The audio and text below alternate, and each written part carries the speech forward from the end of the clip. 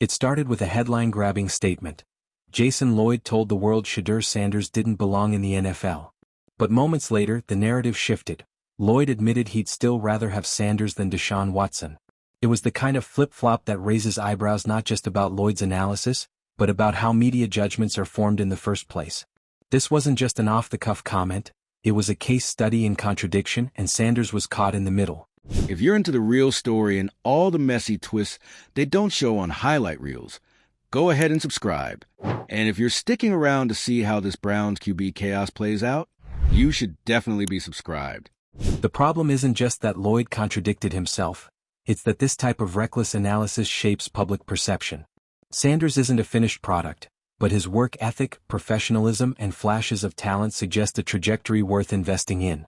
The video lays out a powerful argument for stepping back from the drama and looking at the full picture, context, performance, and potential, before jumping to conclusions about a young quarterback's future. Sanders didn't need to say much. When a veteran media personality goes on air and declares that you're one of the worst quarterbacks to touch an NFL field in the last 25 years, the receipts write themselves. Jason Lloyd, longtime Cleveland reporter and radio host, made that exact claim. No hesitation. No gray area. Just a sweeping insult tossed directly at a rookie still trying to find his footing on one of the most dysfunctional teams in the league. But the twist? Moments later, on the same show, Lloyd turned around and said he would take Sanders over Deshaun Watson as the Browns' starting quarterback. Within the span of one conversation, he flipped his stance like a pancake. This wasn't just a contradiction. It was a live broadcast meltdown that said more about media narratives than it did about Sanders himself. Lloyd's original comments weren't subtle. He claimed Sanders didn't belong on an NFL roster at all, pointing to a small sample of stats and concluding that the rookie was beyond saving. One of the worst quarterbacks I've seen in 25 years, he said. No qualifiers. That type of framing isn't just criticism, it's character assassination disguised as analysis. But here's the thing, Lloyd wasn't citing specific games or consistent breakdowns. His argument leaned on vague impressions and cherry-picked numbers, with zero acknowledgement of Sanders' actual situation. No context about the Browns' chaos. No mention of the rookie learning curve. Just a blanket statement, delivered with confidence, then immediately undercut by his own admission that Sanders might be preferable to the franchise's current $230 million quarterback. That's the part that broke people online. You can't say a player is historically bad and suggest you'd start him over your team's supposed superstar. Unless, of course, the criticism was never about facts, it was about feeding a narrative. Lloyd's remarks quickly went viral, not because they were compelling, but because they exposed the performative nature of hot take culture. Say something wild, walk it back halfway, and pretend it all makes sense. The contradictions weren't subtle. They were loud. And for Sanders, it wasn't just frustrating, it was textbook proof of how narratives get built before a player even has a fair shot. Shedeur didn't lash out. He didn't throw shade. Instead, he kept doing what he's been doing since college, showing up, staying locked in, and blocking out the noise. That's the part that rarely gets highlighted. For all the accusations about media baggage and distractions, Sanders has stayed professional. No drama in the locker room. No sideline tantrums. Just a rookie trying to navigate one of the NFL's messiest environments. When Lloyd brought up baggage, he wasn't referring to anything specific Shedeur had done. It was the idea of baggage. The media attention. The last name. The cameras. But none of that has translated into real-world issues. Sanders hasn't missed practices. He hasn't clashed with teammates. The so-called distractions are entirely media. The reality is, Sanders was thrown into a volatile situation from the jump. The Browns weren't stable before he got there, and they weren't going to become stable overnight. Rookie quarterbacks almost always struggle, especially when they land in dysfunctional franchises. Look at the history. Peyton Manning threw 28 interceptions as a rookie. Josh Allen was wildly inconsistent in Buffalo before the system got built around him. But when Sanders faces those same early hurdles, he gets labeled as a bust after a few games. That's not football analysis. That's narrative building. And once that story gets out there, especially from someone with a microphone like Lloyd, it sticks even if it's based on flimsy reasoning. Then there's the Deshaun Watson comparison. Lloyd's claim that he'd take Sanders over Watson wasn't just bizarre. It undercut his entire argument. If Sanders is historically bad, what does that say about Watson? This is a guy the Browns gave the largest guaranteed contract in NFL history. And Lloyd, on live radio, said Sanders is a better option. You can't have it both ways. Either Sanders is worth developing, or Watson is worse than one of the worst quarterbacks in 25 years. Pick a lane. What it really showed was how quickly these talking points spiral out of control. Once the take gets hot enough, the logic starts to break down. It's not that Sanders has been flawless. He's made mistakes. He's had turnovers. His touchdown numbers aren't flashy. But when you actually watch him, there are moments, rollouts, off-platform throws, reads under pressure, where the potential is obvious. That's the part the critics conveniently skip. You don't have to believe he's a future MVP. But calling him one of the worst in 25 years? That's not just wrong, it's ridiculous. Especially when it ignores the system, the personnel, the coaching carousel, and the general circus that is the Cleveland Browns. It's not just unfair, it's lazy. The Browns have been a quarterback graveyard for decades. Poor development, front office turnover, inconsistent play calling, it's all part of the pattern. Sanders walked into that. He didn't create the dysfunction, but he's being blamed for not fixing it fast enough. That's the context Lloyd didn't bring up. It's always easier to blame the rookie than to point fingers at the organization. The same franchise that's cycled through dozens of quarterbacks since 1999. The same front office that handed Watson that massive deal despite off-field controversies and injury risks. But somehow, it's Sanders who needs to be off the roster. It's also worth pointing out that NFL scouts see more than stat sheets. They look at mechanics, decision-making, mental processing. And Sanders checks more boxes than people want to admit. His arm strength, footwork, and poise under pressure are all ahead of where most rookies are. The idea that teams wouldn't see value in developing him is just false. But when media voices like Lloyd start attaching labels, distraction, baggage, bust, those narratives drown out the truth. They turn into headlines, into clips, into fan arguments. And suddenly, a young quarterback isn't being evaluated on tape, he's being evaluated on talk. At the end of the day, this isn't just about one comment from Jason Lloyd. It's about a larger pattern. How media voices can shape public perception with minimal accountability. How a guy can torch a rookie on air, then admit he'd rather start that same rookie over the team's high-paid veteran, and walk away without ever having to explain the contradiction. Sanders didn't crush Lloyd with insults. He crushed him with consistency, with presence, with professionalism. While the takes burned hot, Sanders stayed steady. And the more people actually look at the facts, not the narratives, the clearer it becomes. He deserves a real chance. Because it's easy to throw someone under the bus when things aren't going well. It's harder to admit that the system around them is broken. Sanders didn't fail the Browns. The Browns failed him. If you're tired of the contradictions, if you think it's time for real analysis and less noise, go ahead and hit that like button. Drop your thoughts in the comments. And if you want more stories that dig past the headlines, make sure you're subscribed. This saga isn't over, and neither is Shedeur Sanders.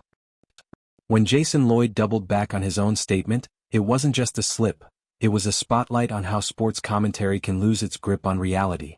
These aren't just harmless contradictions. They influence how fans see players. They shape front office conversations. And they absolutely affect the careers of young athletes trying to earn their place. In one breath, Lloyd said Sanders had no business wearing an NFL jersey. In the next, he admitted he'd start him over Watson. The whiplash wasn't just confusing, it exposed how quickly the narrative can shift based on what's trending or what gets a reaction. And Shedeur Sanders became the latest target of that trend-chasing analysis. What's overlooked in all this noise is the fact that Sanders has taken every snap this season like a pro. His interviews are focused. His answers are sharp. He talks about learning, adjusting, getting better. No blame shifting. No finger pointing. The way he speaks doesn't fit the profile of a player, full of distractions. The media might want a headline, but Sanders has refused to give them one. No outbursts. No jabs at teammates or coaches. Just quiet accountability. That doesn't sell as many on sports radio, but it says a lot more about who he is than anything Lloyd is saying on air. The idea that Sanders is dragging down the Browns doesn't hold up when you look at the bigger picture. He's not calling plays. He's not building the roster. He's not the one behind the constant staff turnover. But when the offense sputters, somehow it's all on him. And yet, through it all, you still see moments that give you hope. A third down conversion on the run. A tight window throw with pressure in his face. The traits are there. What's missing is consistency, support, and time. Things that every successful NFL quarterback has needed. Coaching matters. Stability matters. Scheme matters. It's not just about talent. Even the best quarterbacks can flounder in the wrong system. Sanders didn't get a warm-up season. He got thrown into chaos with a fanbase already on edge, a front office in crisis mode, and a coaching staff fighting for its own credibility. But if you strip all that away, if you focus on the way he handles the media, prepares for games, and carries himself, it becomes clear this isn't a lost cause. It's a developing player who hasn't been given a real foundation. And that's the part Lloyd conveniently skipped. Look at the Browns' recent games. It's a carousel of instability. Injuries. Rotating linemen. Questionable play calling. None of that excuses poor play, but it does explain it. And it sure as hell makes the idea of judging a rookie after a handful of games even more absurd. This franchise has eaten up and spit out quarterbacks for years. Sanders walked into that with a target on his back. Not because of what he did, but because of his last name and the media buzz that followed. It was always going to be uphill. The least he deserved was a fair assessment. There's a weird irony in watching the same people who demand accountability for players refuse to hold themselves to the same standard. Lloyd made a claim that didn't hold up under scrutiny. Instead of walking it back, he just moved the goalposts. That's not analysis. That's spin. And in the process, he played a part in shaping a narrative that could genuinely affect how teams, fans, and even teammates perceive Sanders. One minute he's unrosterable, the next he's better than Watson. And somehow no one asks Lloyd what changed. This isn't just about Shedeur Sanders. It's about the bigger pattern. Hot takes that go unchecked. Contradictions that get swept under the rug. And a media landscape where being loud is more important than being right. That's how players get labeled unfairly, how careers stall before they even start. When analysts toss out dramatic claims without taking accountability for them, they're not just entertaining, they're influencing. And when their takes fall apart, the damage is already done. Clips circulate. Headlines stick. The nuance gets lost. Meanwhile, Sanders keeps showing up. Week after week. Facing a collapsing pocket, a skeptical fanbase, and media pressure most rookies don't deal with. And somehow he stays poised. Composed. That doesn't mean he's perfect. It means he's not folding. In interviews you can see the focus. He talks about reads, progressions, what went wrong, what can improve. He doesn't duck questions. He doesn't deflect. He owns it. And that maturity is what scouts and coaches care about more than what some radio host decides to rant about. What the Lloyd moment really exposed is how eager some people are to write the ending to Sanders' story before the first chapter is even over. He's not even through his rookie season, but already getting treated like a failed vet. The expectations are warped, the criticism unbalanced. You don't have to believe Sanders is the answer. But pretending like you know he's not, after a small sample in a broken situation, isn't insight. It's agenda. And it reflects more on the person making the claim than the player it's aimed at. There's still time. Time to coach him. Time to develop him. Time to surround him with talent and see what he really is. The problem is, the more these media narratives pile on, the harder that path becomes. Perception becomes reality. GMs start second-guessing. Fans turn hostile. And the window for growth starts closing before it even opens. So yeah, Lloyd got dragged. Not because people blindly support Sanders, but because the contradiction was too loud to ignore. The take didn't make sense, and it spotlighted everything wrong with how young quarterbacks get covered. Sanders isn't the first to deal with it, and he won't be the last. But he is making his case. Not with viral sound bites. Not with PR games. With consistency, patience, and a refusal to let the noise define him. If that's not the kind of player worth watching, then what is? What makes this situation so frustrating for fans who actually follow the game is that the real issues are getting buried. Shedeur Sanders wasn't brought into the Browns to be a savior. He was a rookie QB drafted into chaos. And now he's the face of every problem the organization refuses to fix. You've got coaching inconsistencies, busted plays, broken protections, and somehow the kid under center becomes the scapegoat. But every time Sanders steps to the mic, he handles it with composure. No excuses. Just controlled answers, staying locked in on development. He could easily clap back at media personalities tossing out wild takes, but he hasn't. Jason Lloyd, on the other hand, didn't even try to clean up his contradiction. No clarification. No correction. Just radio silence after the backlash. That's what happens when the take isn't grounded in reality. It unravels the second it's challenged. And instead of walking it back, it just gets memory hold until the next hot headline comes along. But the receipts don't disappear. People noticed. Fans saw the contradiction and called it out. Not because they're blindly loyal to Sanders, but because they recognize when someone's being set up to fail. When a rookie gets labeled a bust in year one, in one of the league's messiest franchises, the agenda is obvious. And that's where Sanders is already ahead of most. He understands the politics. He knows the media game. But he's not playing into it.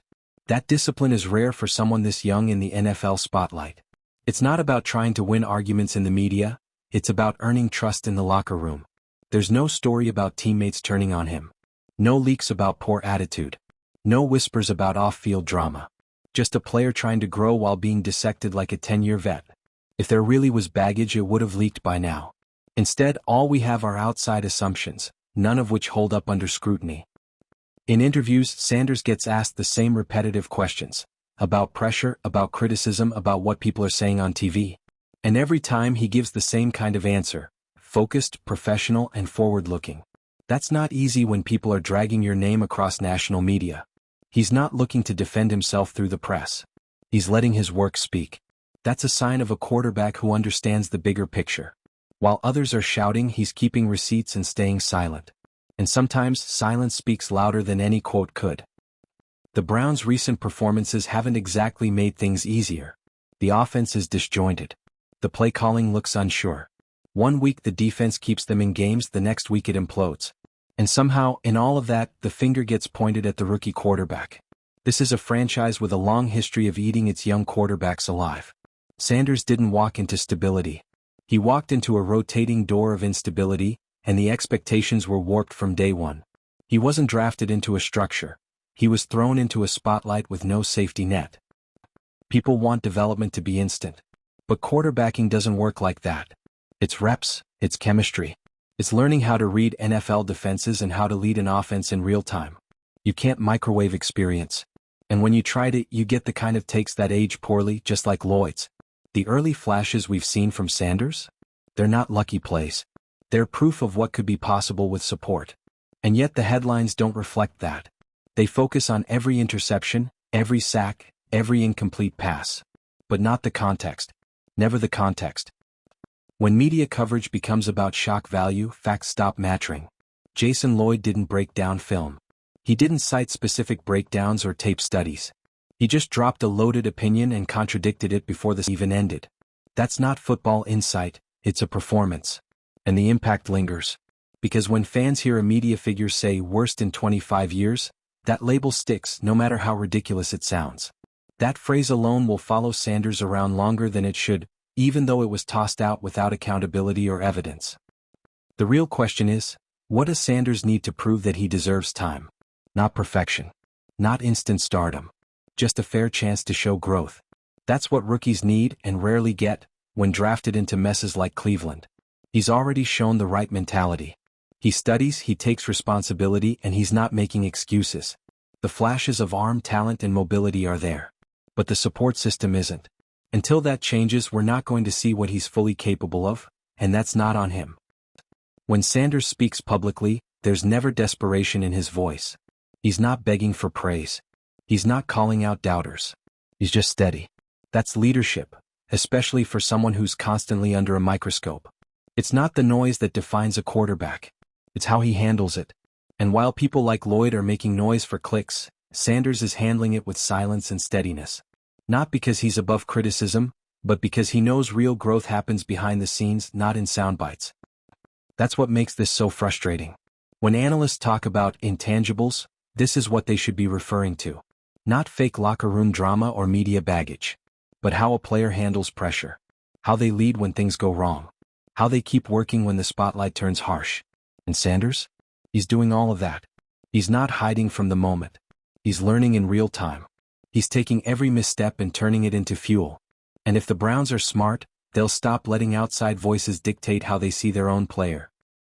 There's something deeply broken in how media narratives are built, and Jason Lloyd's outburst was just the latest example. These takes aren't designed to inform. They're designed to inflame. It's not about asking why a rookie struggles. It's about declaring that they're failing and then daring anyone to disagree. But here's the twist. When Lloyd flipped his stance mid-show, it showed that even he didn't fully believe what he was saying. That's the danger of going for the viral moment instead of the accurate one. Because once the contradiction's out there, it's permanent. It becomes part of the public record, and the damage doesn't get undone with a shrug. Sanders could have taken that moment and gone off. He could have fired back, made it personal, fed into the cycle. But he didn't. He stayed the course. And that restraint, especially when every headline is trying to bait a reaction, says a lot more about who he is than any stat line ever could. He knows how this league works. One week you're the story. The next week you're forgotten. The real test isn't whether you win the press conference, it's whether you survive the storm. And Shedeur? He's still standing, still working, still showing that this noise isn't getting in his head. The Browns organization has a long track record of being a tough place for quarterbacks. The turnover is constant. The schemes change. The support disappears the second losses start piling up. And in the middle of all that dysfunction, they expected a rookie to be the stabilizer. It's not a fair setup. And when things don't click right away, the blame always falls on the quarterback. Not the system. Not the coaches. Not the roster. Just the guy under center, regardless of whether he's actually the problem. Sanders stepped into a mess and now he's being painted as the one who created it. Even when the offense stalls, Sanders faces the media with clarity. He doesn't sugarcoat. He doesn't lash out. He breaks down what happened, owns the mistakes, and speaks like a player who knows he's in a marathon, not a sprint. That's not typical rookie behavior. That's not someone melting under pressure. That's someone who's already learned how to separate noise from substance.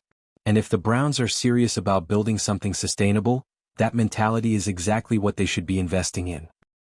Sanders has said it before, he's not here to win arguments on social media. He's here to prove it on the field. That mindset is rare, especially when the media's spinning headlines that could rattle even the most seasoned pro. But he's not rattled. He's focused. There's still a long road ahead. He's not finished. He's not a franchise quarterback, yet. But if the Browns give him the time, the coaching, and the structure, they might actually get something they haven't had in decades. A homegrown quarterback worth building around. If you're ready to see the media held accountable for their contradictions, hit that like. If you think rookies like Sanders deserve a real chance before getting written off, drop a comment. And if you want more breakdowns that go deeper than just the headlines, subscribe and stick around. Because we're not done following this story, and neither is Shedeur Sanders.